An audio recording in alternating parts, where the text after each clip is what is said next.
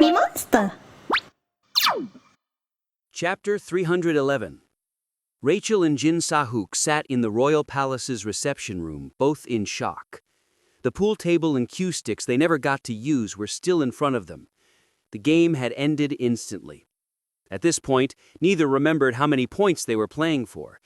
They didn't even want to think about how the game unfolded. Kim Hajin, the man responsible for this mess, had instructed Rachel to give Jin Sahuk skill books, and Jin Sahuk to listen to Rachel. He then left the royal palace without looking back. Everything felt futile. "This game shouldn't be that easy," Jin Sahuk muttered, setting her cue stick down on the table. "If you hit too hard, the ball breaks. Too weak, and it loses its course." Using magic power was also prohibited. Tuck. She posed properly and struck the cue ball.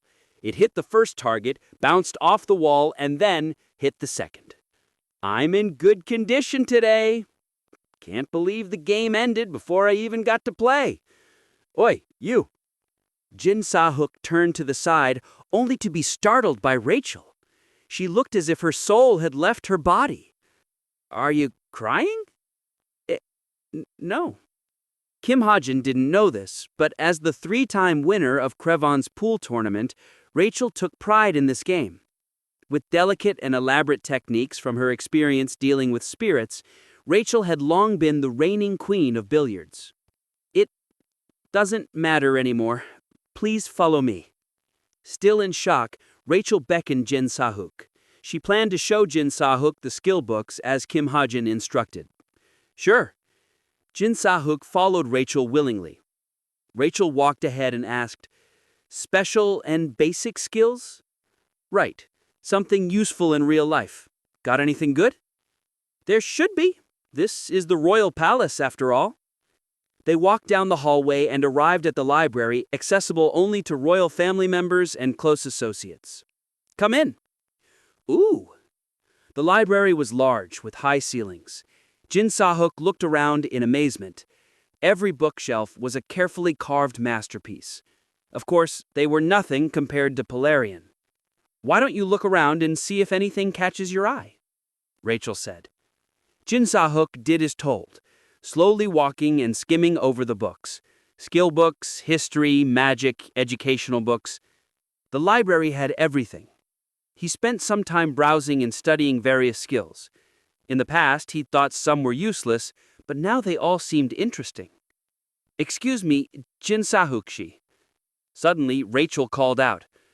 "Hmm?" Jin Sahuk replied, still focused on a book. Rachel hesitated. Finding it odd, Jin Sahuk looked up at Rachel. 10 seconds passed. Finally, Rachel sighed and asked quietly, "What kind of relationship do you have with Hajin-shi?" Nothing, I guess." But Jin Sahuk knew Kim Hajin's secret. She'd also learned about synchronization from Bell, and she knew how Kim Hajin would change once his synchronization rate increased. With a meaningful smile, she added, "For now." 16F, Genkalope's vessel. I returned to Genkalope's vessel, which was again roaming above the Genkalope zone on the 16th floor. The mission to recapture the zone was still in progress. "Welcome back, ship commander." Horner came out of the commander's office where he'd been observing the land below to greet me. I welcomed him with a smile. "Good to see you. And my guest? She's waiting for you in the VIP lounge. Today was the day I would deliver the ceremonial descent robe to Medea, my last guest in the Tower of Wish." "Okay, thanks." I headed for the VIP lounge surrounded by warm welcomes from the crew. Holding a beautifully decorated gift box in one hand, I opened the door with the other. Medea was waiting for me inside, as expected. "You're finally here." Medea looked at me with a surly expression. It was natural since I was well past the deadline. I smiled and held out the gift box. "I put a lot of effort into making it." "Well, even considering that, you're way too late." Medea stomped up to me, her face glimmering with joy and desire she couldn't hide. "Give it." But there was one more thing I had to ask before handing over the robe. Are you planning on descending soon, then? Probably. Medea nodded nonchalantly, arms crossed. And you haven't forgotten our promise, right? Promise? I took out the copy of Heinkus's dagger. Oh, that! Medea and I had made an oath over this dagger to never betray humanity and to help humans at all costs. I couldn't risk Medea running away like the former 9-star OJ Jin. Of course I haven't. Medea nodded with a smile. That was all I needed to hear. Medea, the great sorceress mentioned several times in Greek mythology. I don't want to see the world I'm going to live in fall apart either. I'm sure someone of her caliber would be a great help to this world. After delivering the robe to Medea, I left the Tower of Wish. Spartan informed me that Yi Yun-jun was still in France, so my next destination was set. With Spartan, I flew to Paris, France. More precisely, my destination was the Champ de Mars, where the Eiffel Tower stood. I planned to observe Yi Yun-jun from there. However, hosting the third preliminary round of the Gate of Glory qualification tournament. Welcome to Paris. The Paris branch of Essence of the Strait welcomes you. Heroes, please join us at the Eiffel Tower. We love Kim Suho. Hero discount. What's going on? Paris was in the middle of a celebration. Though it was late at night, the city was brightly lit with parades and carnivals everywhere. From the big banners written in Korean, I could tell Paris was excited to host the third preliminary round of the Gate of Glory qualification tournament. Is it really worth getting this excited? Even considering the global attention, it felt excessive, like Paris had been hosted to World Cup. Anyway, I began searching for Yi Yun-jun under the bright lights. Where is he? No matter how hard I tried, I couldn't spot Yi Yun-jun and had to rely on Spartan's vision again. Yi Yun-jun wasn't above ground, but underground. What the? The man next to Yi Yun-jun looked familiar? No, it was more than just familiar. I knew who he was. Switching sides on a whim, he was notoriously fickle, but like Team Rocket, he never accomplished anything. Team Rocket? I mean, Lancaster? Dumbfounded, I listened in on their conversation. I offer you England. As expected, Lancaster was scheming against England again. He was persistent. I have top-secret information about British national security, as well as other confidential documents. With this, you can turn England into a second pandemonium. The Class 1 security codes can neutralize the entire British system and disable all shields. Yi Yun-jun stared at Lancaster, in silence. Thinking he saw greed in Yi Yun-jun's expression, Lancaster made a proposal. There is only one thing I want. Please destroy the British royal family. Top-secret information about British national security. I wasn't sure what it was, but my top priority was Yi Yun-jun. I took out my smartwatch and opened Violet Times. Investigator Yoo Jin-hyuk has completed your request. Here is the flash drive containing information about Yi Yun-jun's past. Please pay the complete amount within 2 weeks. A small portal appeared above the smartwatch. I put my hand inside and pulled out the flash drive Yoo Jin-hyuk sent me. It was then. What are you doing here? A familiar voice struck my ears with crushing weight. Startled, I looked up. You scared me. Chuck Jung-young was looking down at me, smirking as he put his hand on my shoulder. It's been a while. You're right. But why are you here, Chuck Jung-young? Me? They're hosting the third preliminary round or something here. That's why I'm here. Alone? Yup. Fun things should be done alone. I nodded and turned my attention to the flash drive and Yoo Jin-hyuk's message. Yoo Jin-hyuk, I've put together the most crucial pieces of information regarding Yi Yun-jun's past. I even included a flash drive containing all the information as a gesture of goodwill for the VIP customer. Directions. Infuse your magic power into the flash drive and insert it in a virtual reality capsule or helmet. I recommend a whole-body capsule instead of a helmet for a more engaging experience. Yoo Jin-hyuk's flash drive. A flash drive containing the extracted past. So something like this was possible after all. Yoo Jin-hyuk delivered his research as a flash drive so customers could experience the same things as himself.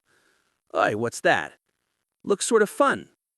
Suddenly, Chuck Jung-young shoved his head toward me. Nothing, it's just... I was about to change the subject when an idea crossed my mind. No one said this flash drive was for one person only. I knew more than 2 people could play the same game or watch the same video at once using the party option in a whole-body capsule. Chuck Jung-young. Huh? What? Do you know Lee Young-jun? Chuck Jung-young frowned. No, not really. All I know is he was the former leader of the Chameleon Troupe and boss's savior. He was honest. I looked down at the flash drive in silence. Chuck Jung-young had no prior relationship with Lee Young-jun. He even seemed disgruntled by the former leader's presence. Well then. Chuck Jung-young, follow me. Hey, why? This. I hold up the flash drive. You said it looks sort of fun, so let's look at it together. Chuck Jung-young folded his arms, pretending to be uninterested, but soon broke into a smile and came closer. Where can we look at it? Right over there. I pointed to Capsule de Mars, the largest capsule cafe and a famous tourist attraction in France. Capsule? So that thing runs by a capsule? That's right. Let's go. I've never used a capsule before. I headed to the capsule cafe with Chuck Jung-young, who still looked confused. Welcome. I paid the cafe owner in won and borrowed 2 capsules, an extra large for Chuck Jung-young and a medium for me. As soon as I was online, I sent Chuck Jung-young a friend request. Chuck Jung-young, are you ready? Wait, this is so damn complicated. There. I accepted your friend request and party invitation. Am I all set? Yeah, give me a moment. I'm putting in the flash drive now. I infused my magic power, Stigma, into the flash drive. Here we go, I said, plugging the flash drive into the capsule. It was then. Tra! A cluster of light formed inside the capsule. The mysterious light shot out and enveloped my entire body. Meanwhile, Kim Soo-ho and Chae Na-yoon were busy playing games in the capsule cafe. Their excuse was to relieve stress and relax before the 3rd preliminary round began. But the real reason was Chae Na-yoon. There was no way an avid gamer like her would pass up a chance to visit Capsule de Mars, the world-famous capsule cafe. Ooh-ha-ha-ha-ha! Kim Soo-ho, you sucker! You're terrible at games. I can't even keep track of how many times you lost. Inside the virtual world, Chae Na-yoon teased Kim Soo-ho, who scratched the back of his neck in embarrassment. This is kinda hard. Who's up next? The game was Gladiator of the Century. Chae Na-yoon had beaten Kim Soo-ho, Shin Jong-hak, and Yoon Sung-ah. She wasn't ranked number 1 for nothing. Na-yoon, can't we just play something else? Yoon suggested, worn out from the duel. Good idea. We should play something else. I'm getting tired of this. Shin Jong-hak agreed. Something else? Chae Na-yoon glanced at her friend list. Currently online were Kim Soo-ho, Shin Jong-hak, Yoon Sung-ah, Yoon, and Yoo Yeon-ha? Yoo Yeon-ha playing at Capsule de Mars, Paris. What the? Yoo Yeon-ha is here? Yoo Yeon-ha? The Yoo Yeon-ha?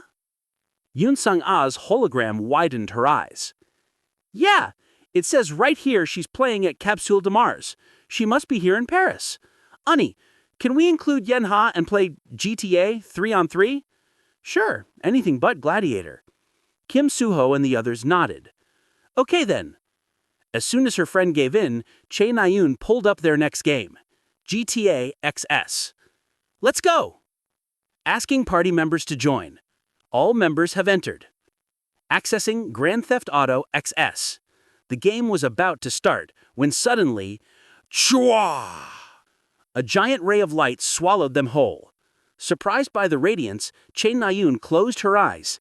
When she opened them again, Che Na-yoon, Yoon Sung-ah, Yoo Yeon-ha, Lee Ji-yoon, Kim Soo-ho, and Shin Jong-hak were standing on unfamiliar ground.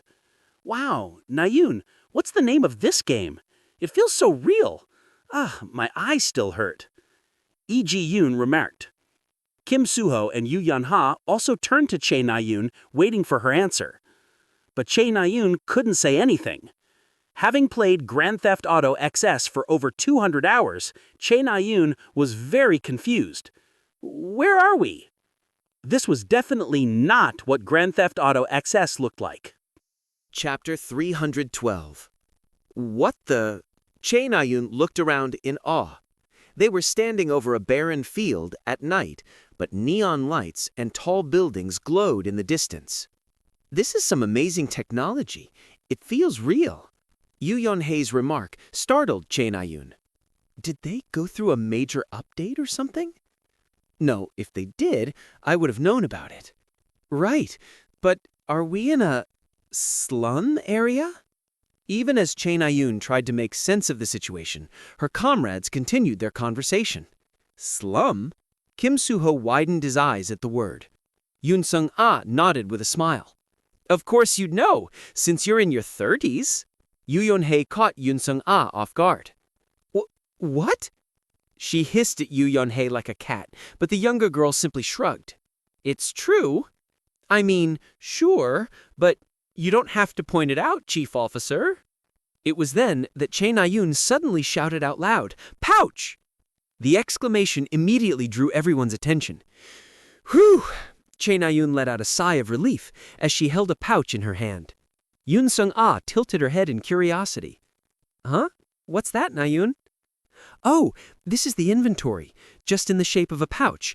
It's not uncommon for open-world games like Grand Theft Auto, to refer to inventory as something else. Che Na-yoon smirked and checked inside her pouch. My level is high, so this pouch should be able to hold anything under 300 kilograms. However, the maximum capacity of the pouch was only 3 kilograms, and Che Na-yoon became silent. Pouch! Wow! It really works! Pouch! Kim Soo-ho and Yoon Sung-ah summoned their pouches after Che Na-yoon. They examined them in detail, mesmerized by the technology. Suddenly, Yoo Yeon-hae announced, Enough with the chit-chat. We should really get going. I don't have much time to spare. I have to finish this quickly and go back. I have to finish this quickly and go back. Yoo Yeon-hae's words instilled a sense of uneasiness in Che Na-yoon.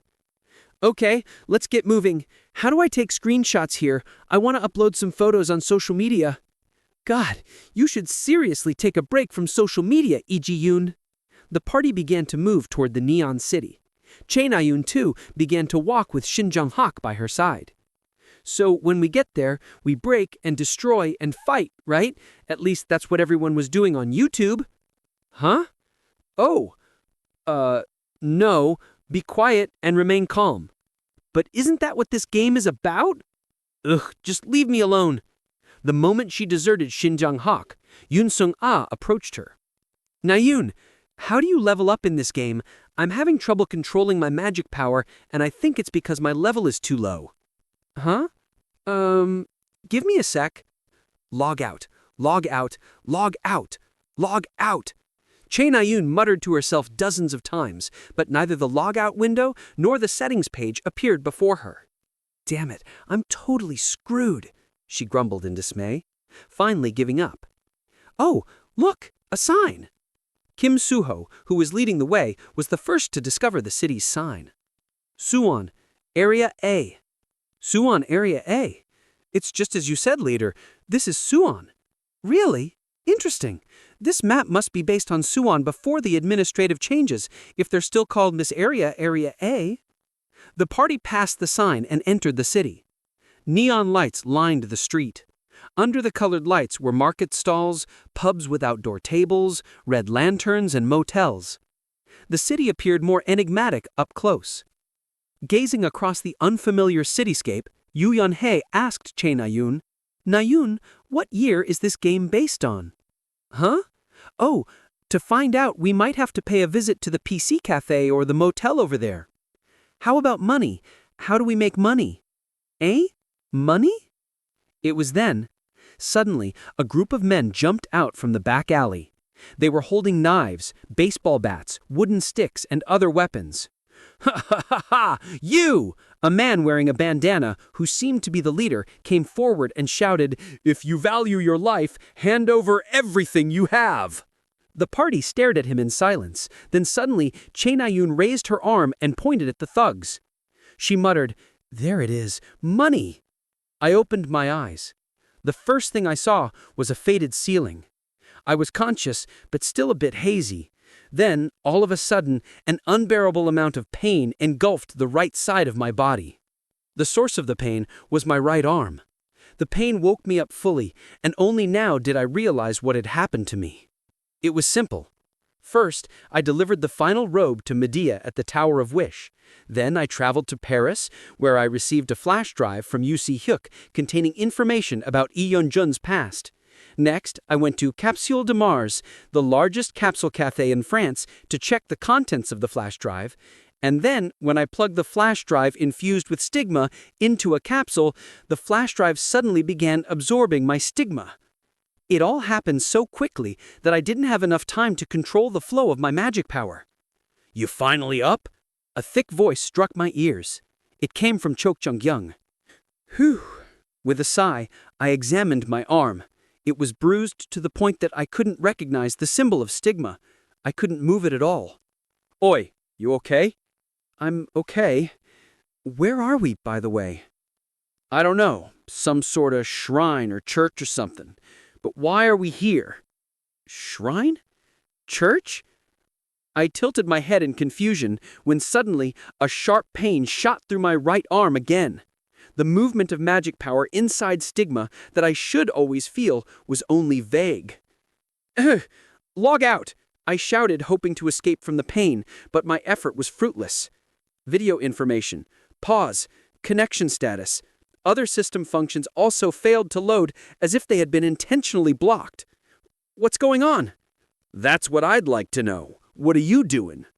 Something was strange, different. This was definitely not what a recorded video felt like. All I could infer right now was that Yoo Jin-yuk's flash drive and my stigma caused some kind of reaction when they fused together. Judging by the condition of my arm, I knew that overclock had also been activated. That must be the reason why Chok Jung-young got swept up in this. Was I too naive? Should I have been more careful before plugging in the flash drive? No, I never would have imagined something like this to happen. More importantly, I believed in my luck, though I'm not sure at this point whether my luck had just saved me by a hair or was an active partaker in the latest turn of events. "Oi, you hurt your head or something?" Chok Jung-young frowned. Beep. At that moment, the message Yoo Jin-yuk had left me appeared in midair. Yoo Jin-yuk's message. "Dear customer, while investigating Lee Yeon-jun's past as instructed, I noticed a strange relationship between Lee Yeon-jun and the current boss of the Chameleon Troupe. I believed this was something you were interested in, so I focused my research on those two. My messages will arrive in order at the exact moments I have intended." "Oi!" I turned my gaze to check Jung-young. Then I got up. Looking closely, the surrounding scenery resembled a church, more than a shrine. "Looks like we're in a church lounge." "Follow me, Jung-young." We stepped outside. Outside, there were 3 buildings lined up around a large barren field. One was the chapel, one was the nursery, one was the lounge.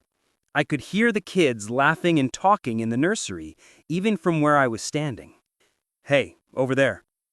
I was examining the nursery building when Chek Jung-young suddenly slapped me on the shoulder.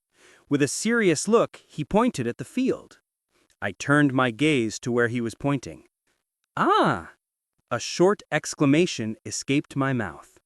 There, in a corner of the field, a child sat alone in the bleachers under the shade. "She's the one, right?" Chek Jung-young asked, stroking his chin. "Yes." I nodded. Disheveled, tangled black hair and dull eyes. Even in the cold and loneliness, she stared straight ahead as if waiting for someone to come back to her. My heart hurt, just looking at her. That's boss. Meanwhile, Chain Ayun and the others arrived at a motel somewhere in Area A.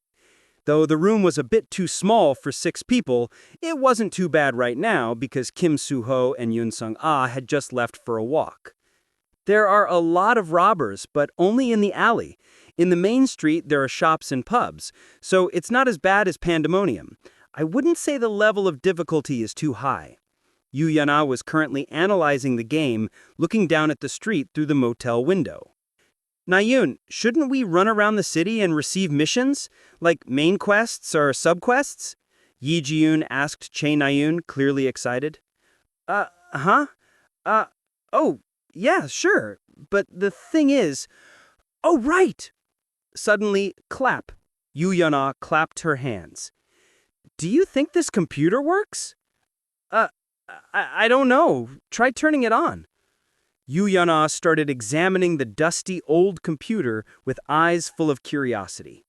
This is so old. How do I even turn it on? She wasn't at all acquainted with a desktop. Yu Yana managed to find the power key only after carefully investigating the computer case. Whoa, it's on! Vroom, vroom, vroom. This is slow. They all stared at the screen for 3 whole minutes. Finally, the boot up ended, and the first thing Yu Yana did was check the date. December 18th, 2006? Yu Yana wasn't even born then. With a big smile, Yi Ji-yoon exclaimed, "Wow, so we're in the 2000s, leader!" Yeah, but mid-2000s is a weird setting for a game. After the tumultuous 60s, superhumans were born in the 70s and 80s. In the 90s, with the help of the said superhumans, Korea recaptured its stolen territories and the hero system was first established. In the 00s, Korea saw a major growth in technology along with the growing population of heroes. But from 2000 to 2010 was simply a transition period.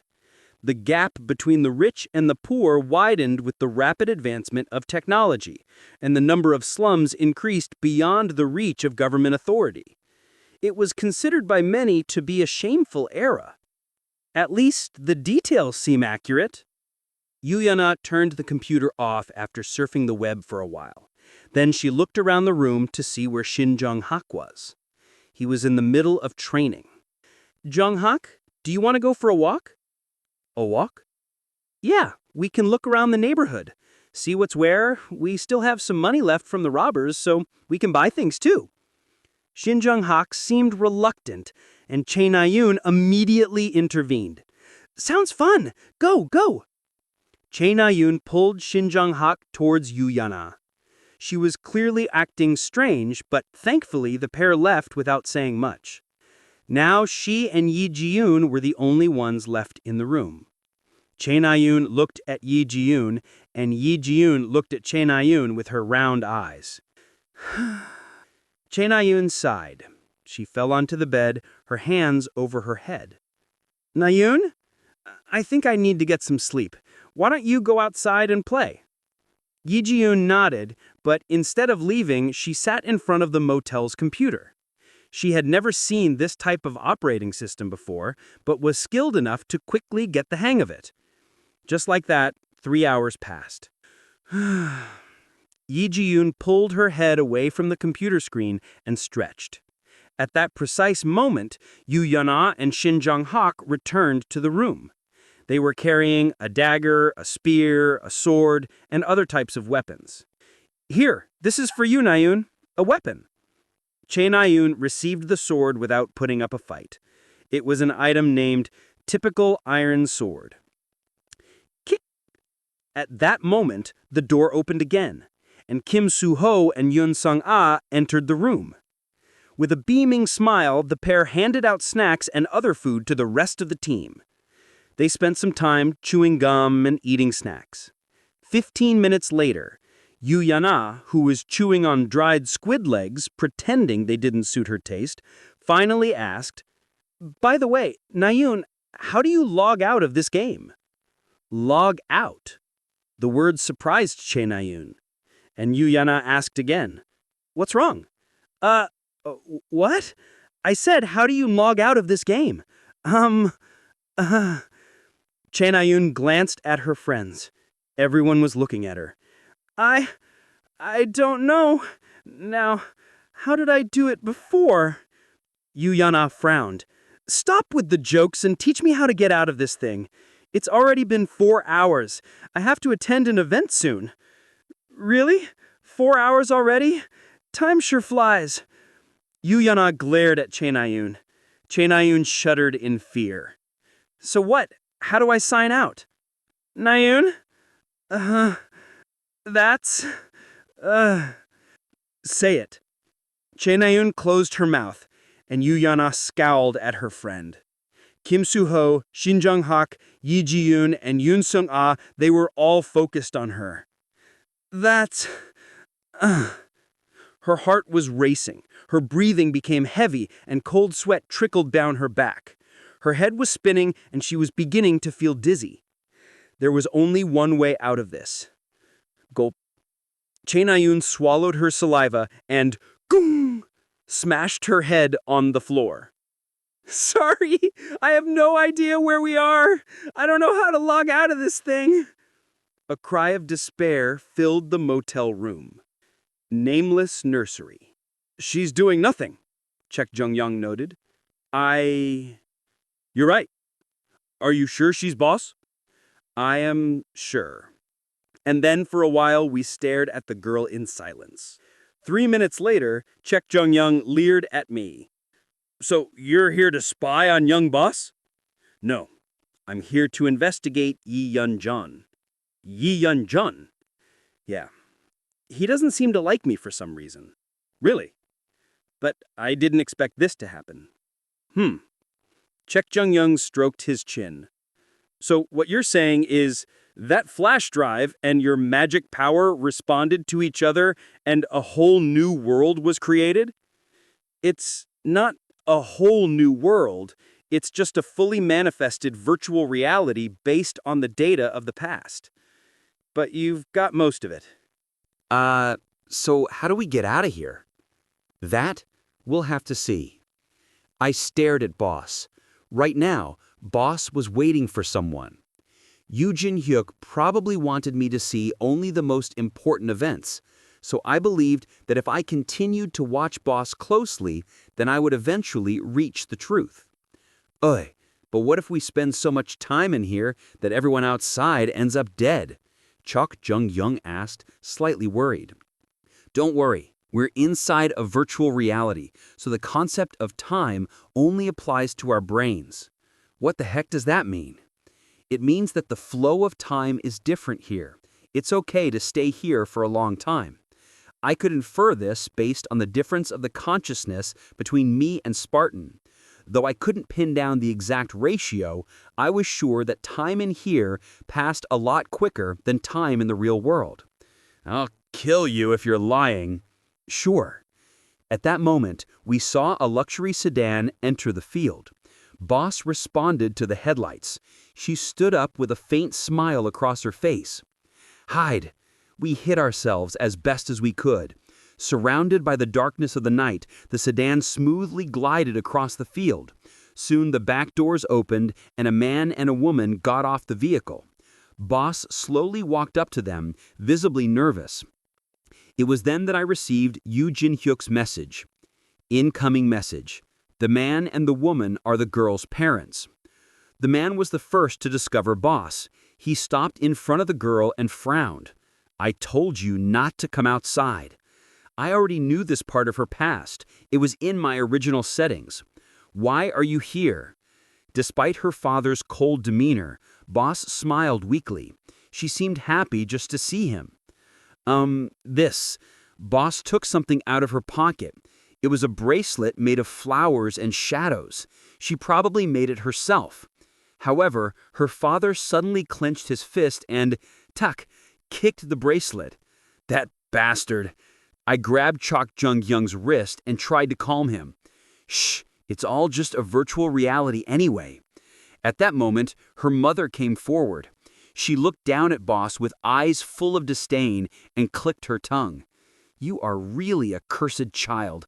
Haven't I told you before not to pick flowers? Don't you feel bad for the flowers?" Their cruelty made me doubt whether they were really her parents. The couple trampled on Boss's bracelet and headed for the nursery building. Boss stared at their backs as they left. But Boss didn't cry. In fact, her expression remained unchanged. She picked up her bracelet from the ground and, Grumble, with an empty stomach, began walking towards the nursery. Those bastards. I'm going to tear their stomachs open and jump rope with their intestines. Oh, be quiet. I put my hand over Chok Chung Young's mouth and got up. Of course, I felt bad, but this was just virtual reality. What's happened already happened. Right then, I received another message. Incoming message. Find out where her parents came from. You'll find Lee Yun Jun there. These messages that Yoo Jin Hyuk left me were very useful. Sk. It was then. Sk. I felt a presence behind the bushes across the field. No, it wasn't just a presence. I saw a marker. User. User? What is that? I widened my eyes and activated my gift, observation and reading. User ID greasy paper. Playtime 7,366 hours. Why is there a user here? Suddenly, a realization struck me as if I had been hit by a hammer in the head. The idea that crossed my mind gave me goosebumps. I see a couple of people over there. They don't look hostile to me. Even Chok Chung Young's voice sounded distant. I began to think. Just like PC cafes, the capsules at Capsule de Mars used a shared public network, and at the time the number of customers at the cafe was well over 1,000. Then maybe when I connected the flash drive to the capsule, everyone at the cafe... wait, I think we have a huge problem. I scratched the back of my neck. In addition to the user marker and the information about playtime 7,366 hours. If that sentence was true, then it meant that there was a problem with the time axis. I was only now realizing the scale of the disaster I had caused. I got up, crumpling my hair. Chok Jung Young. Yeah? You see those people over there? You want me to catch them? Chok Jung Young grinned and I shook my head. No, don't catch. Just politely ask them to... Chok Jung Young was already racing across the field before I even finished speaking. A motel in Suwon Area A.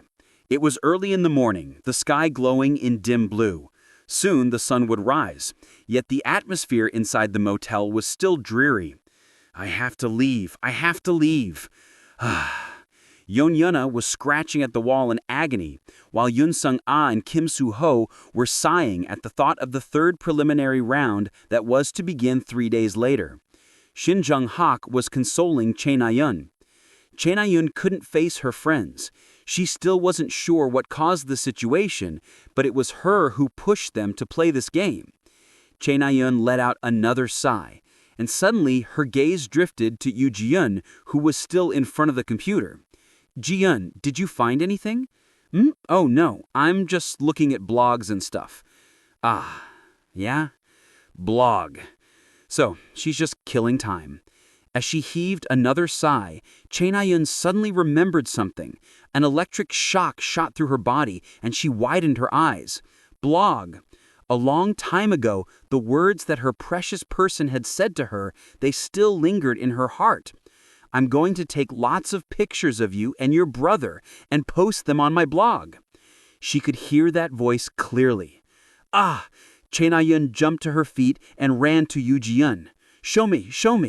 You scared me. What's the big deal? Just show me. Chae Na-yeon saw the blog site on the computer screen. She closed her eyes and rubbed her temples. What was Mom's idea again? She buried her head in her hands. Think!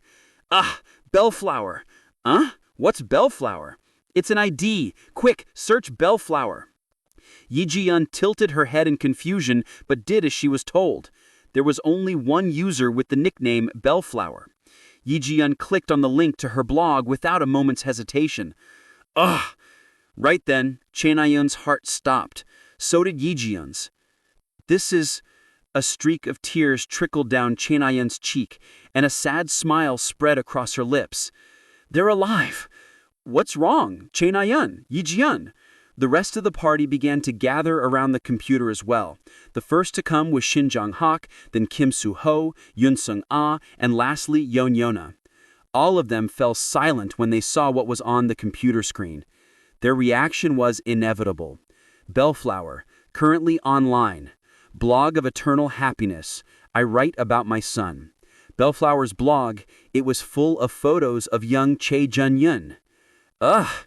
Chaenayun muttered in a daze, and tears flowed down from her eyes, and a sad smile spread across her lips. They're alive! Kim Soo-ho and everyone else looked at Chaenayun.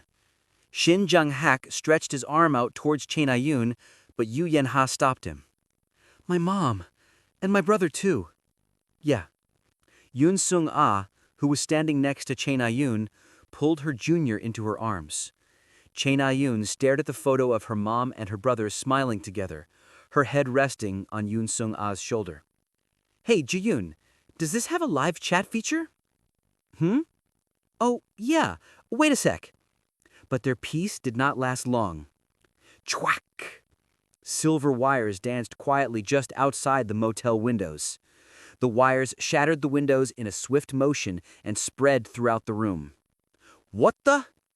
The party quickly grabbed their weapons, but it was too late. Shh! Don't move. This is a game, not reality. If you move, I'll have no choice but to take your life. A threatening voice struck their ears, and the sharp wire stopped just in front of their necks. But Kim Soo-ho had seen these silver wires before. He clenched his teeth and glared at the shattered window. A man covered with a robe from head to toe was leaning against the window frame. You're... Kim Soo-ho knew this man. His eyes and his build were more than familiar. They had been enemies since they first met at the Tower of Wish. Silver Keita was the only person who used steel wires as his main weapon. Long time no see, Kim Soo-ho. Keita smirked. The marker user was floating over Keita's head. Are you the one behind all of this? Keita shrugged at Kim Soo-ho's grettining glaze. No. See, I have no idea what's going on either, so don't glare at me like that. After all, I'm only here to help. You guys don't even know what this game is about, right? Tap. Tap. By the way, there are at least 1,500 other users here besides you and me. There are 300 in Suwon, and about 50 of them were after you guys until just now, Keita explained. He then sat on the nearest bed and continued. But all 50 of them ran away because of me. I helped you guys out. Do you understand? Now stop with those faces. Shin Jong-hak, Chaenayun, Kim Soo-ho, Yu Yen-ha, Yun Sung-ah, and Yi Ji-yoon. At the center of the 6 heroes' ferocious gaze, Keita smirked. I'll take that as a no. Shall we continue the conversation in this state, then? Chapter 313. A Motel in Suwon Area A. First of all, I don't know why I'm here either. Kaita continued his explanation in the motel room filled with wires. He was telling the truth, but his audience found him untrustworthy, as shown by the looks on their faces. Kaita shrugged, feeling helpless. It's true, I'm too great to be stuck in this shabby past. Why don't you free us first? Kim Soo-ho suggested. He seemed calm, unlike Shin Jong-hak, who was still struggling to escape from the wires. After a moment of silence, Kaita nodded. Fine, but only you. Tech. Kaita snapped his fingers. Of the countless wires covering the room, only those binding Kim Soo-ho were sucked back into Kaita's gauntlet. The silver wire stretched like a spiderweb. Under normal circumstances, Kim Soo-ho would have easily destroyed these wires, but here, inside virtual reality, he found it difficult to control his magic power. And secondly, you guys were pretty lucky. Kaita continued. I've lost count of how many damn years I've spent in this fake world. But you just got here, no? What are you talking about? The time of arrival is different for everyone? Kim Soo-ho asked, frowning. That's right. Apparently the time outside flows much slower than the time inside. It took me 2 years to figure that out. Other people say this whole situation has something to do with brain science, virtual reality, dimensional systems, blah, blah, blah, but I really couldn't care less. Kaita sat on his wires. With a smirk, he said, "Would you like to work together?" Work together? Kim Soo-ho frowned in confusion. That didn't sound like something Kaita would say, which made Kim Soo-ho doubt his intentions even more. Yeah, I just want to get out of this place as fast as I can. I'm sick and tired of idiots who'd settle for a fake world. I'd kill them all if I could. Immediately, twach! Kaita withdrew all his wires. Freed at last, the party took a minute to calm down, then shifted their attention to Kaita and Kim Soo-ho. Everyone was silent, trying to figure out what to say. Yu Yun-ha was the first to break the silence. We'd have to hear more, but... She smiled at Kaita and asked, "You're a member of the Chameleon Troupe, right?" "Hmm? You shouldn't mention that name so casually." Kaita was clearly disgruntled, but Yu Yun-ha didn't falter. She knew that no matter how heinous the Chameleon Troupe might be, they were fundamentally a group of thieves, and she could always bring up Black Lotus if things took a turn for the worse. Anyway, we need more information about this world and how to escape from it. We'll cooperate if we find it necessary, is what I'm saying. The time outside flows much slower than the time inside. Thanks to this crucial piece of information, Yu Yun-ha regained her usual confidence. Kaita nodded with a smirk. Okay, but I'm only going to say this once, so listen carefully. An office building on the outskirts of Seoul. Chuck Jong-young and I left the church. With the 2 friends we met at the church, we moved to our new base, an abandoned office building near the boss's nursery. Clean this place up, and it'll be decent enough for us to use for the next couple of days. The building had 3 floors, each about 640 square feet. It was full of spider webs and mold, but I was satisfied. It's too damn filthy to clean properly. Chuck Jong-young, on the other hand, looked irritated. Believe it or not, he was quite strict about hygiene. It'll only take about an hour. Excuse me, Hyungnims. At that moment, one of our new friends spoke. They had been beaten so badly that it was hard to tell who was who by their faces. But their hairstyles were different, so I had no problem distinguishing them. One had a mohawk, and the other had a shag. "What do you plan on doing from now on?" Mohawk asked carefully. "I'm not sure," I answered softly. As the one responsible for the current situation, I couldn't be harsh on them. In my defense, it was Chuck Jong-young who beat them up, not me.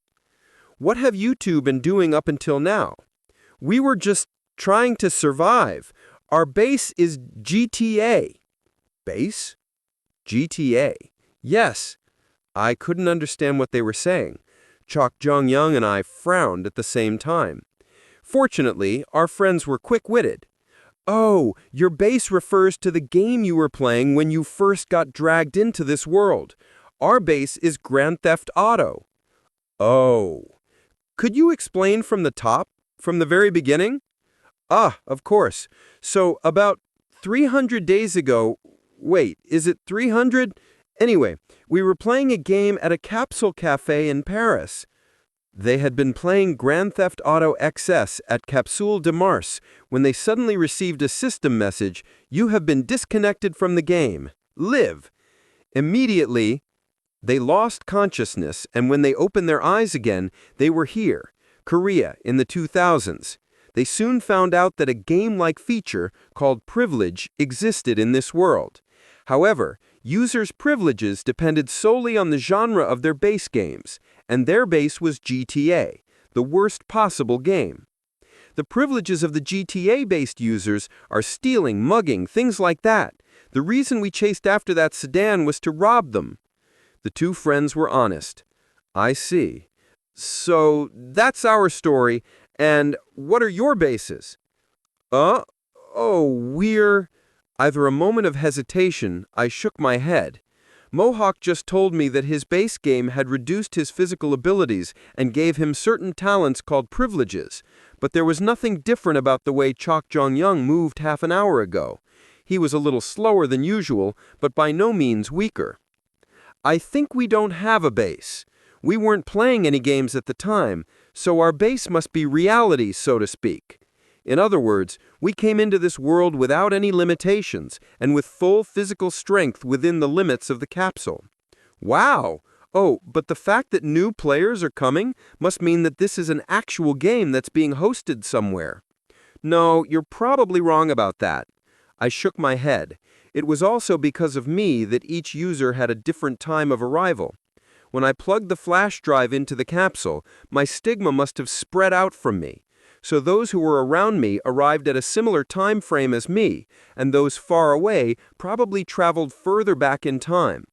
Chok Jong-young was an exception, because he was a member of my party. But I couldn't tell them all this, so I decided to change the subject. So, there must be a lot of users here then. Oh, no. The playable area covers half the Korean peninsula, but the number of users is only about 1,000 or so. And are there different factions? There are, but only a few are worth noting. There's the Gladiator Union, made up of players from Gladiator of the Century, and the Church Union, made up of players from Holy Magical Battle, but the strongest is Silver Flash. Silver Flash? Yes, he's terrifying. Nobody knows which game his base is. He uses silver thread as his main weapon, and that thread... Silver thread? I frowned, and so did Chok Jong-young next to me. Yes, it's a thread made of steel, Shag confirmed. Chok Jong-young and I looked at each other and soon broke into smiles. What's he doing here? I wonder. I stretched with a grunt. The unexpected emergence of an ally, though not exactly reliable, made me feel more comfortable than before. Anyway, it's our first day here, so let's clean this place up. Though the building was a mess, I believed an hour would be enough for us to clean it up.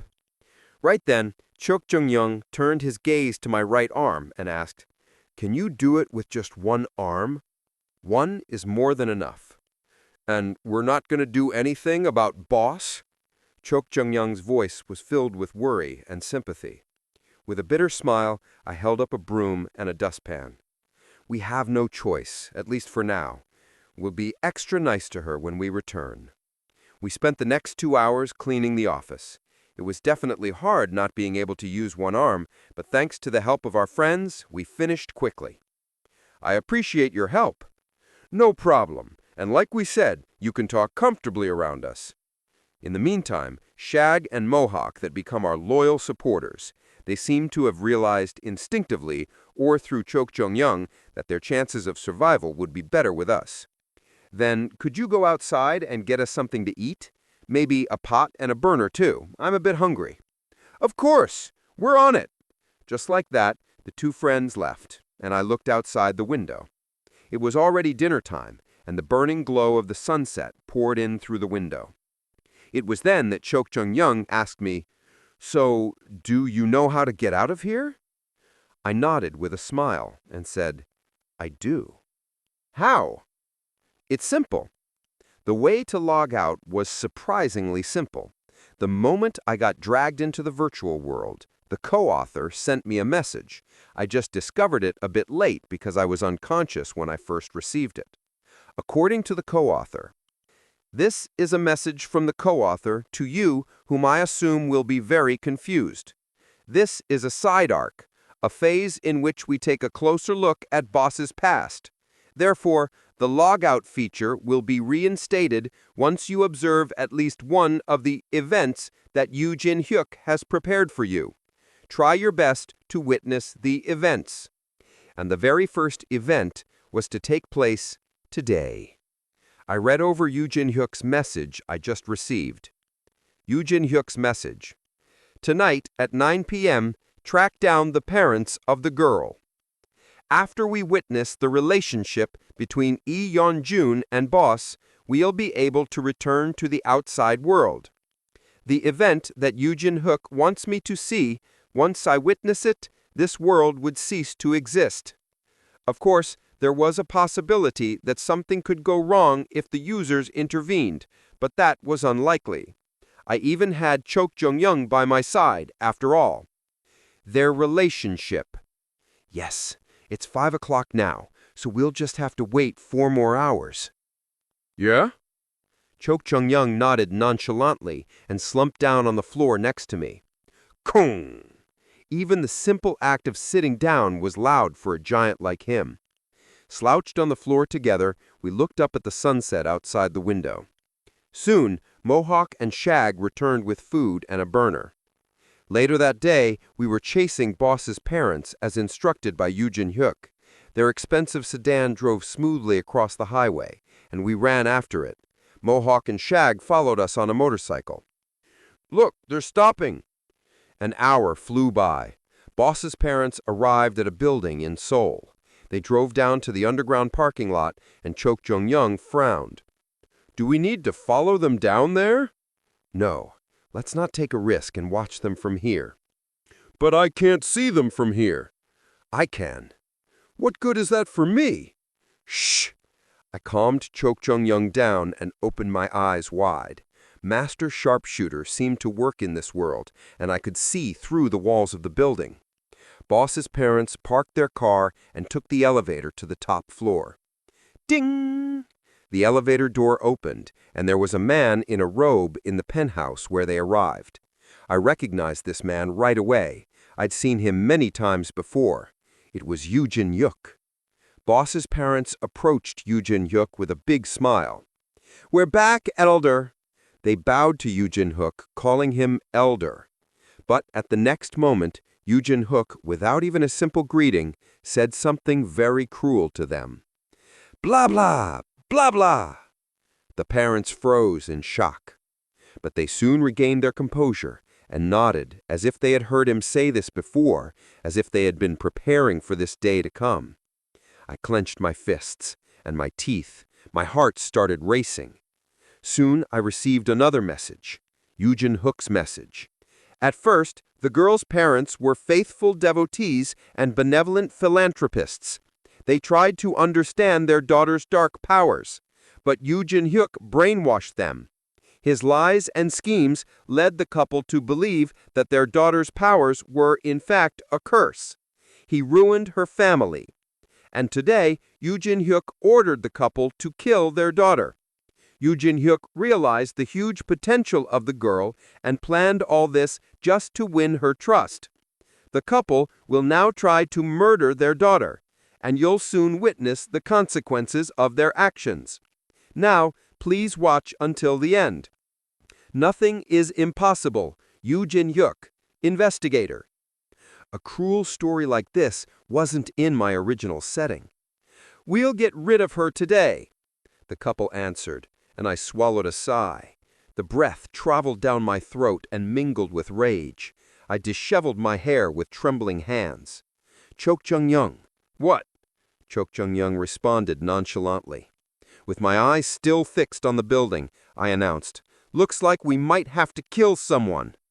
"Sure, why not?" Chok Jong-young nodded casually. "Really? Really? You've always been right. I believe in you." At that moment, I saw the couple's sedan leave the building. "Let's follow them." "Okay." We put our hoods on and chased after the car. Vroom! The car moved with the roaring sound of the engine. We ran after it. And chwok! A silver wire stretched out from the right side of the road and twisted around the sedan. "Huh?" It was sudden. We stopped in surprise. Koom! The wire crushed the car and slammed it against the ground.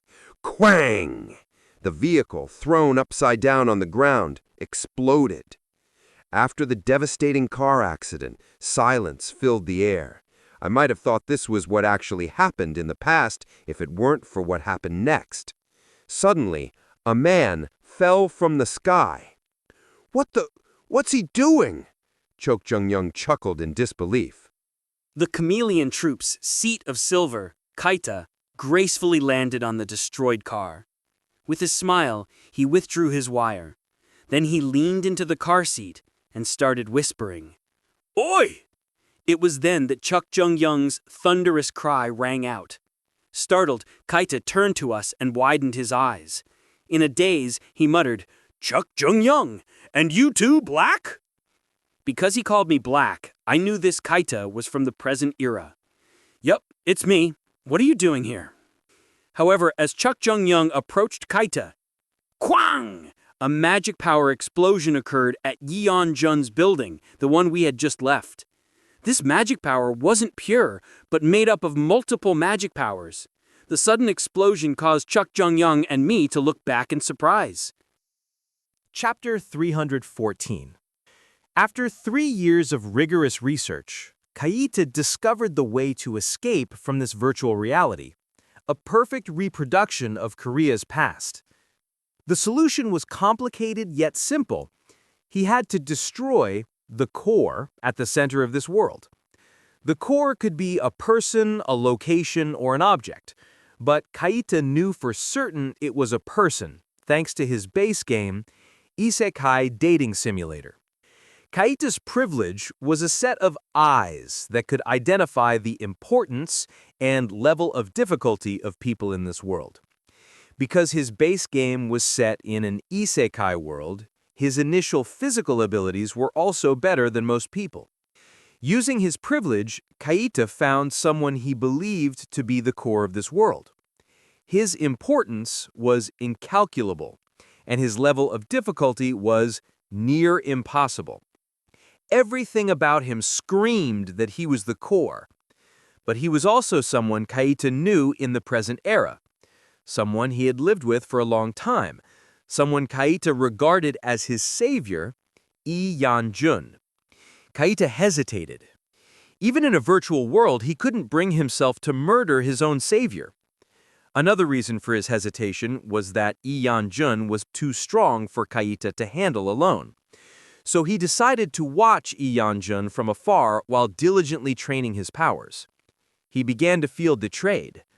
The Chameleon Troupe also existed in this world.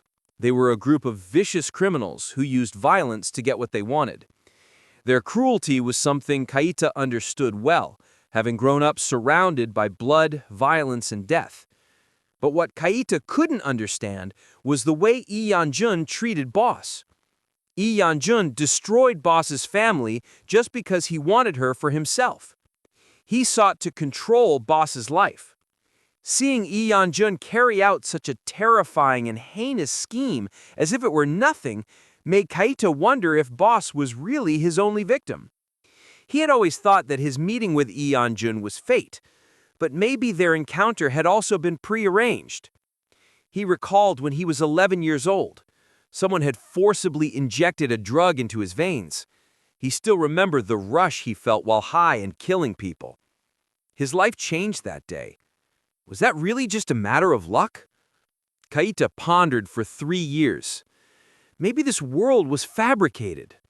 He spent many nights wondering if all this was just part of a scheme designed to turn him against Lee Yan-jun. But in the end, the truth was clear, and Kaita decided to kill Lee Yan-jun and escape from this world. Fortunately, as he was preparing to strike Lee Yan-jun, he gained a number of dependable allies: Kim Soo-ho, Yoon Sung-ah, and other heroes. For 2 months, Kaita helped them regain their original strength. The heroes gladly cooperated with Kaita, for they hoped to escape from this fake world too. And today was the day they would carry out the plan. Quang! Quang! Magic power exploded at the building Lee Yan-jun had just left. This magic power wasn't pure, but made up of multiple sources, and Chuck Jung-geun and I looked back in surprise. Some people were climbing the building toward the top floor where Lee Yan-jun was located. I recognized the climbers right away. Kim Soo-ho, Yoon Sung-ah, Chae Na-yoon, Shin Jung-hak. I knew all of them. Chuck Jung-geun watched them for a while before turning his gaze back to Kaita. Oi, what the hell are you doing? Finally regaining his composure, Kaita answered with a sigh. Can't you tell? I'm trying to go back to the real world. But why did you have to go and destroy that building? I left them to talk and ran toward the car. I pushed my head inside, but no one was there. Boss's parents had already turned into digital fragments and disappeared forever. Why did it have to be today? I ruffled my hair and glared at Kaita. Of course, I already had a good idea about how this story would end. The couple were planning to kill their daughter, but the girl would survive and become boss. Perhaps it was for the best that I didn't see it through. Kaita said, "Even in a virtual world, some things can't be forgiven." His voice sounded surprisingly dignified. And I realized Kaita had somehow found out the truth about Iyanjun. I looked at Kaita. Kaita looked at me and nodded. It was a silent conversation which Chok Youngun was not a part of. Scratching the back of my neck, I asked, "How long have you been here, Kaita?" "I don't know. 3 years? 4 years?" I pointed at the penthouse. "How about them?" 2 months. Quang! Quang! Magic power exploded once again. "Do you think 2 months of training is enough? I heard there's something called a privilege in this world," I asked worriedly. But Kaita replied with a confident smile, "Don't underestimate them." It was then, clang! A giant sword pierced the ceiling of the penthouse. The sword was so big it seemed capable of splitting the sky in two. It was Che Nayun's longsword wrapped in magic power. "All 6 of them are pretty damn strong." This time, gold and magic power flashed in the distance. It was Kim Suho's enranged sword chi. Chwa! His enranged sword chi traveled forward, cutting off all the light in the area, wrapping the world in complete darkness for a moment. "We may be inside virtual reality, but our real base is our own body," Kaita commented.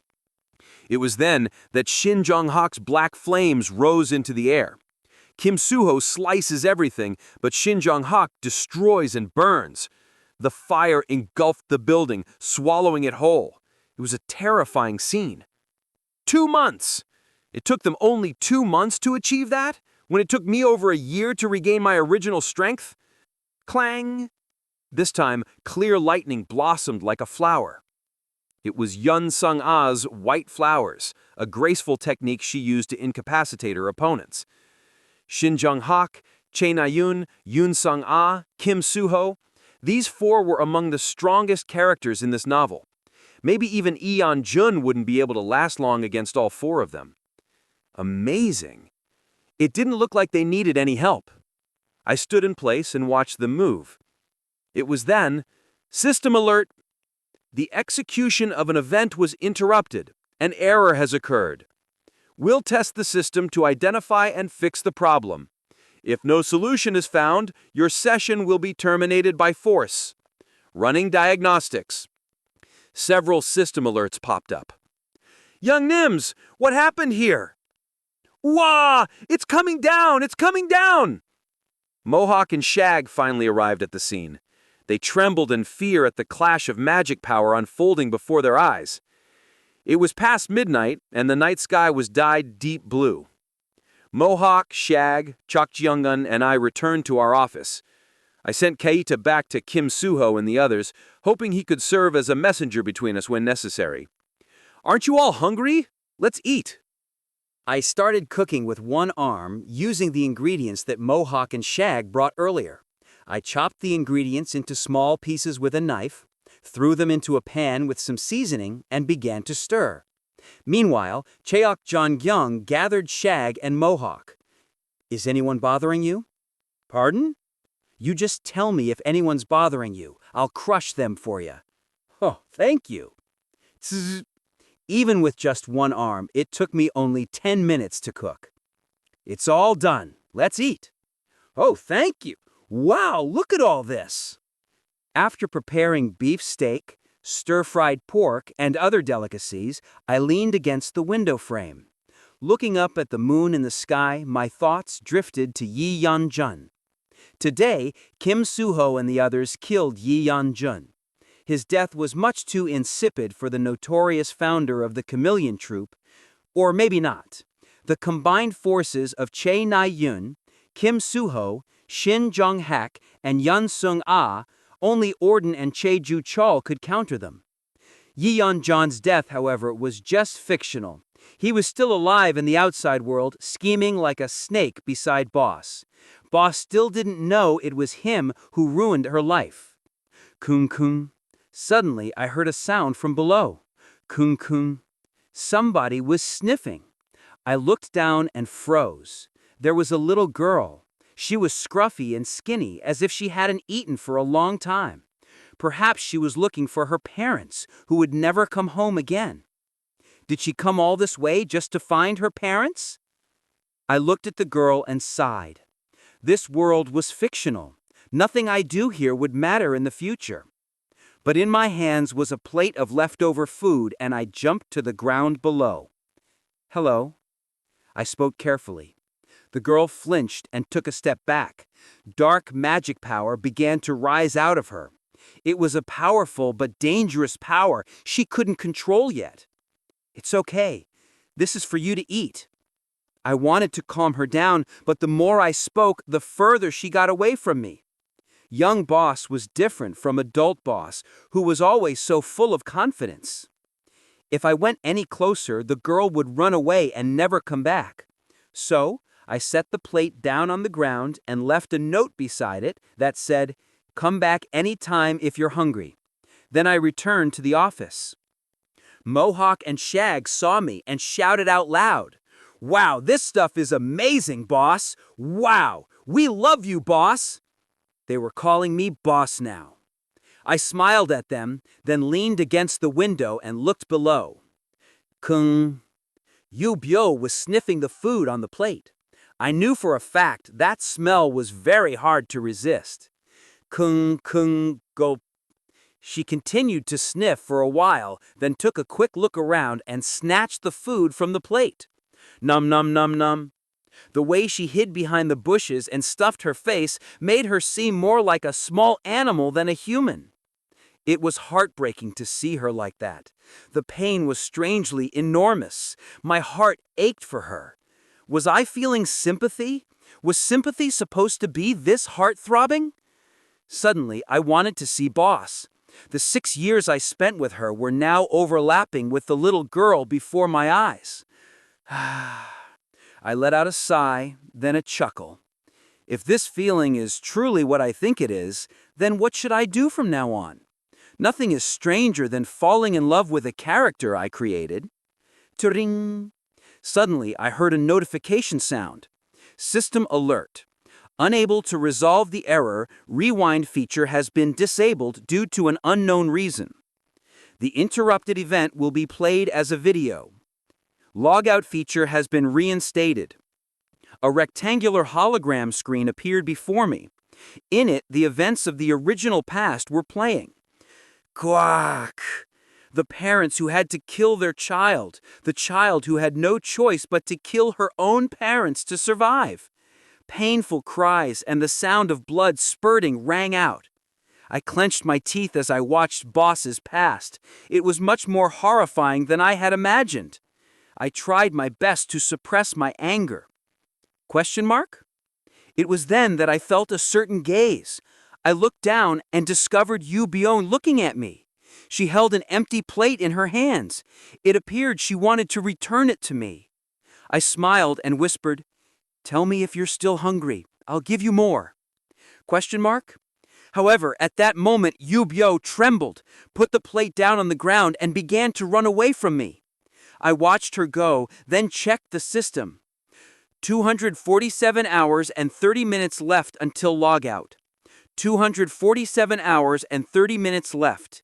That was roughly 10 days. For the next 10 days, Yu Bio would come back to me again and again. She would never forget the taste of my cooking. She's cute. Clearly full, she even burped while running. With a smile, I watched little Boss disappear in small steps. Meanwhile, at Kaita's hideout, a luxurious mansion somewhere in Seoul. Tap, tap, tap. He's so cute. How can a kid be so handsome? After successfully completing the mission, Chae Na-yoon was currently on the computer exchanging private messages with a blogger. Bellflower. Thanks as always.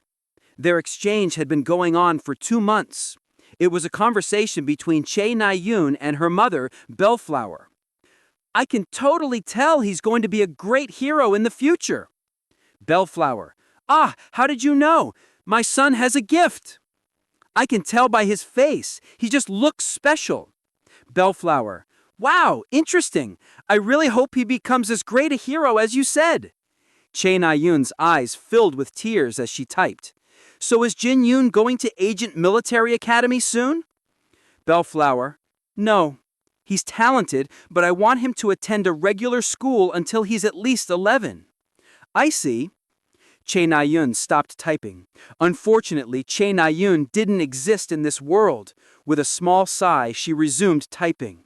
Oh, I hope I'm not being rude, but do you maybe plan to have another baby? Bellflower. Of course! I've already thought of a name. Her heart sunk immediately. Che Na-yoon forced her hands to stop trembling and continued to type. Do you want the baby to be a girl or a boy? Bellflower. I don't know. I'll love them the same no matter what. But for some reason, I keep thinking it's going to be a girl. It's strange, I'm not even pregnant yet. Che Na-yoon breathed a sigh of relief, so her mother wasn't disappointed that she was a girl. Then, have you thought of her name? At that moment, someone put his hand on Che Na-yoon's shoulder. Surprised, Che Na-yoon raised her head. Shin Jong-hak was looking at her with a worried expression. Don't you want to visit her? With a small smile, Che Na-yoon shook her head. No, this is enough. Somewhere in this world, her mother is alive, as beautiful and gentle as she was in the real world. But because she didn't know what to say to her mother, and because just watching her from afar might make her break down, Che Na-yoon decided to settle for online chatting.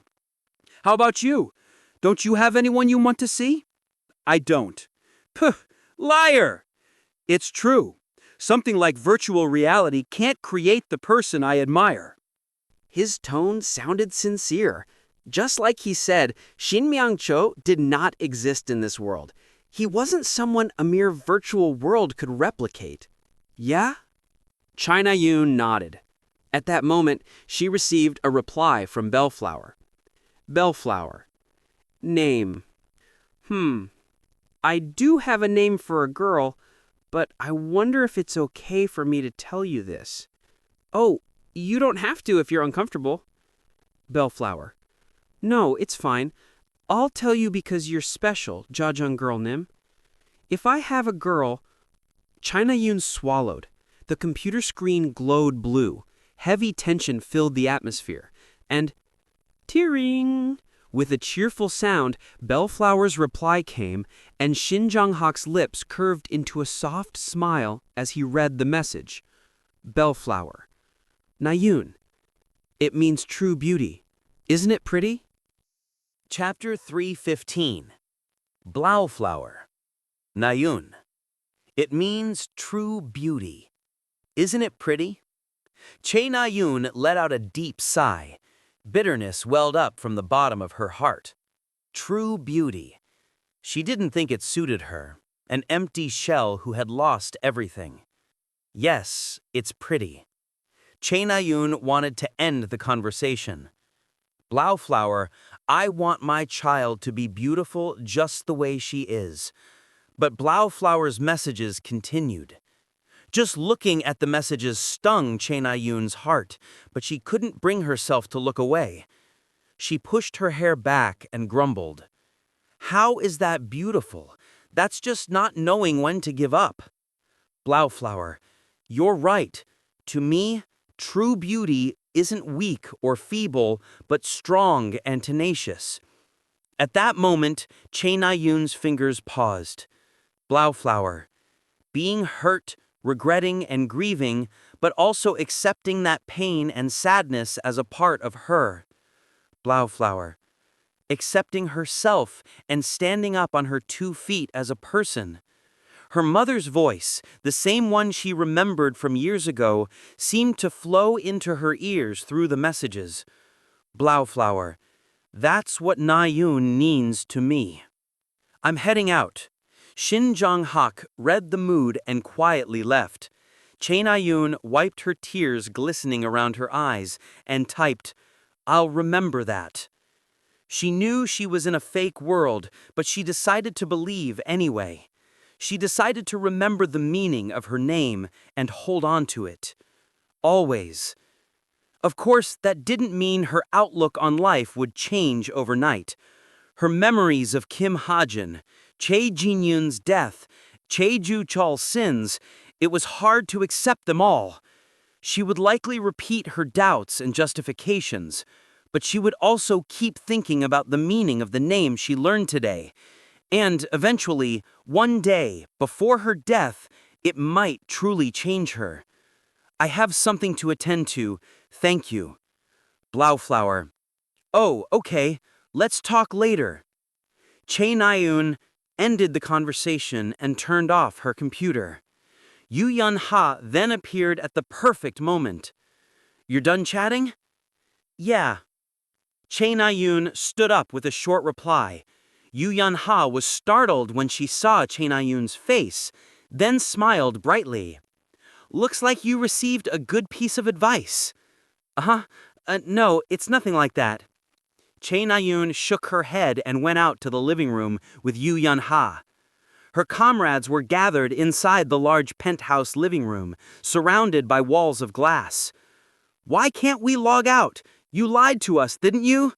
Yun Sang-ah was complaining to Kaita, while Kim Soo-ho greeted Chae Ayun with a smile. "Would I be here if I was lying? Just wait 10 days. Walking past the arguing Kaita and Yun Sang-ah, Chae Ayun sat down on the couch. A cool breeze blew in from the open window, gently caressing her hair. Feeling the peaceful atmosphere, Chae Ayun looked at her comrades. Then she slowly opened her mouth. "Guys?" Everyone's eyes turned to Chae Ayun. She let out a small breath, as if in thought, and then finally smiled beautifully, as if a huge burden had been lifted from her shoulders. "I'm going to go meet Mom and Oppa. D-6 until logout." Chok Chung-young went to work with Shag and Mohawk first thing in the morning. He left for the mountains, knowing that the mountains of the 2000s were full of hidden experts. Repeatedly fighting strong opponents, Chok Chung-young was enjoying a happy daily life, and it was Shag and Mohawk's duty to bear witness to his tales of battle. On the other hand, I choose a more peaceful lifestyle. "This is the flower you like?" Blouside nodded next to me. In her hand were 2 yellow flowers. I checked the name of the flower with observation and reading. "Evening primrose." "Evening primrose?" Blouside only tilted her head. From the looks of it, she didn't know the name of the flower either. "That's the name of this flower. If you didn't know before, now you know it." I stretched and got up. I played ball with her for an hour, read her a fairy tale for an hour, and went flower hunting for an hour. It was time to eat. "Let's go get dinner now." Blouside nodded while keeping a 3-step distance between us. Although she was just as expressionless as before, I could tell from the 4 days I spent with her that this was her reaction when she was extremely happy. The way the corner of her mouth twitched a bit was an easy sign. "All right, follow me." Blouside nodded silently and chased after me like a duckling following her mother. On a side note, I purchased this orphanage 4 days ago to win over Blouside's heart. Kaita gave me the money for it. I didn't know how he made his money, but he was a mogul in this world. Of course, I had to lie to Blouside that the reason her parents suddenly disappeared was because they abandoned her. But Blouside didn't express any shock or sorrow. She acted normal, even though she must be hurt inside. "Oh, right. What's your favorite meal out of all the ones I've made so far?" I asked her as we walked together. This virtual world was created with an extreme synergy between Eugene Hawk's gift and Stigma, since Stigma's power materialized the world of the past with the capsule and USB as the mediums. The current boss should have the same taste in food as the young boss. But Blouside didn't say anything. "Pasta? Pork belly?" She didn't answer no matter how many times I asked. Check-in, pizza, candy, dumplings? However, she stopped when she heard the word dumplings. Dumplings? She looked up at me silently. Seeing her sparkling eyes, I smiled. That's unexpected. Thinking about it now, I never made boss dumplings. Perfect. Let's go with dumplings. Blouside nodded and even walked ahead of me excitedly. The kid who always followed me from a few steps behind was now skipping over to the kitchen. I laughed and chased after Blouside. D-2 until logout. Chae Na-yoon arrived at a hanok, a traditional Korean house, on the outskirts of Seoul. It was the same house she had lived in since she was little. She walked to the front gate with delight. Chae family hanok. The nameplate written in Chinese characters looked slightly less worn than she remembered. With a grin, she stood in front of the gate. At that moment, a voice flowed into her ears. Hey, don't let yourself be found out and just run. They'll capture you and take you away if you act suspicious. You know the time they go for a stroll, so aim for that. It was Kaita's voice. Chae Na-yoon walked away from the hanok and headed to the nearby trail. Grass, flowers, a mountain, and a stream. The trail was full of natural beauty. Chae Na-yoon sat down on a nearby bench. She knew the exact path her mother would take during her daily stroll. Whew. She took a deep breath and felt the spiritual energy of her surroundings. After about 20 minutes of waiting, Kaita's voice rang out. She's out! Chae Jin-yoon is with her! Chae Na-yoon immediately tensed up with nervousness. About 3 minutes later, a woman and a young boy appeared on the trail, hand in hand. Chae Na-yoon shot up and repeated the sentence she had prepared beforehand. Oh, isn't it Bellflower Neem? Wow, what a coincidence. I also come here often. She practiced the line again, trying to make herself sound and look as natural as possible. This is it. Don't be scared. Don't be afraid. These are the people who became scars in your heart because you loved them so much. Walk towards them slowly. With courage, Chae Na-yoon stepped forward. 15 minutes before logout. The sky was dark. I was sitting on a chair staring at Buell, who was sleeping on the bed. She had been eating nothing but dumplings for the past week and was starting to smell like one, too. What a shame. I stayed with Buell for a week. Although Chok Jung-yong and Kaita dropped by to see her, Buell spent most of her time with me. But a week was too short, and she never once showed me her smile. There are 10 minutes remaining until logout. The virtual reality will shut down in 10 minutes. That's one thing I regretted, but my time here wasn't meaningless. After all, I got to learn Boss's past and figure out what food she liked. That was enough. Buell. I smiled and placed my hand on Buell's forehead. It wasn't cold, but warm. 7 minutes until logout. I turned off the system alert for a moment. Then, for the remaining time, I stared at Buell. 1 minute, 2 minutes, 3 minutes. Time flowed without stopping. 4 minutes, 5 minutes, 6 minutes. I settled the bitterness in the corner of my heart. Then, in the final minute, see you tomorrow. I said my farewell. The virtual reality will now stop. Forceful logout will now commence. Woo! The capsule opened with a hum, and I immediately looked at the clock. 9:45 p.m. About 3 hours had passed in the real world. It was truly a mysterious experience. Some spent 3 or 4 years in the virtual world, but only 3 hours had passed in the real world. In any case, I shook off the groggy feeling in my heart and came out to the hallway of the capsule room. Woo, woo, woo. I could hear other capsules opening simultaneously. I hurried to the exit of Capsule de Mars. "You're leaving now?" Just as I was about to grab the doorknob and run, Yu Yanhei's voice rang out. I turned my head to the side and looked at her. "You knew I was here." "I suspected as much when I saw chameleon troop members in the virtual world." "I see." "I had a good hunch as to what happened. Anyway, it was a nice healing trip for us." Yu Yanhei stretched with a grin. I looked at her curiously. "Healing?" "Yep. For me, I didn't have to work for 2 months. As for Nayun..." Yu Yanhei paused and glanced behind her. No one had left the capsule room yet. She met her mother and older brother. "It's all thanks to you." Yu Yanhei spoke softly and placed her hand on my shoulder. "You can go. Looks like the others will come out soon." Yu Yanhei opened the door for me. I looked at her for a moment, then left. Paris's Mars Plaza filled my view.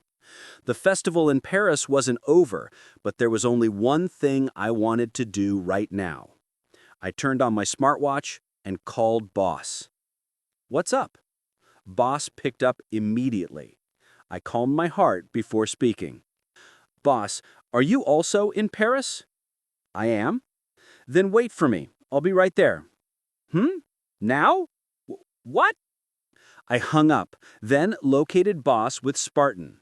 She was eating fish cakes at a street stall. I first ran to a flower shop and asked the owner if he had any evening primrose. The owner nodded and pointed to a flower bouquet. I quickly paid and left with the bouquet of yellow flowers. Soon I arrived in an alley filled with street stalls. I spotted Boss munching on fish cakes and called her with a bright smile. "Boss!"